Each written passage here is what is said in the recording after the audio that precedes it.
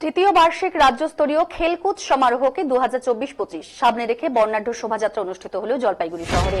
আজ শহরের মিলন সংঘ মাঠ থেকে শোভাযাত্রাটি বের হয়ে শহরের বিভিন্ন পথ পরিক্রমা করে ফের মিলন সংঘের মাঠে গিয়ে শেষ হয়। উল্লেখ্য, আগামীকাল থেকে দুদিন ব্যাপী জলপাইগুড়ি স্পোর্টস কমপ্লেক্স মাঠে অভ্যুদয় ইউথ ক্লাবের উদ্যোগে এবং একল অভিযানের পরিচালনায় তৃতীয় বার্ষিক রাজ্যস্তরীয় খেলার আসর বসছে। সংগঠনের অন্যতম সদস্য হিরণময় মাহাতো জানিয়েছেন, খেলকুদ সমারোহ উপলক্ষে এদিনের এই শোভাযাত্রা। এই খেলায় রাজ্যের 15টি জেলার প্রত্যন্ত গ্রামের বিশেষত আদিবাসী এবং পিছিয়ে পড়া জনজাতির অনূর্ধ্ব 16 বছরের ছাত্রছাত্রীরা অংশগ্রহণ করবে।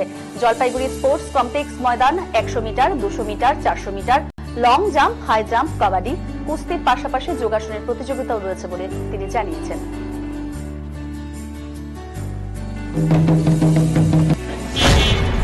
আগামীকাল সায়েন্স স্পোর্টস কমপ্লেক্সে জলপাইগুড়িতে আর খেলকুদ সমারোহ অনুষ্ঠান আছে। সেখানে 15টা জেলা থেকে আমাদের সুদূর গ্রামীণ ক্ষেত্র থেকে বাচ্চারা আসছে, অনূর্ধ্ব 16।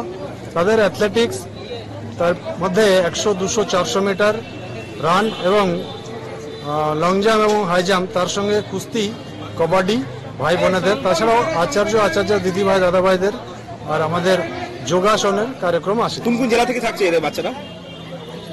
2 24 পরগনা, মেদিনীপুর, বাঁকুড়া, পুরুলিয়া, নদিয়া, বহরমপুর, বীরভূম, বালুরঘাট অর্থাৎ দক্ষিণ দিনাজপুর, উত্তর দিনাজপুর, মালদা, জলপাইগুড়ি, নকশালবাড়ি, কুচবিহার, আলিপুর। কেন এই খেলাধুলার এই উদ্যোগ? খেলাধুলার উদ্যোগের কারণ হচ্ছে গ্রামীণ যে প্রতিভা তারা সুযোগ পায় না, সেজন্য এই গ্রামীণ প্রতিভাকে আমরা তুলে ধরতে চাই। আমরা একাত্ম হই। আমরা জলপাইগুড়িবাসী হিসাবে এই দায়িত্বতে আমরা অত্যন্ত আনন্দিত, আমরা আপ্লুত।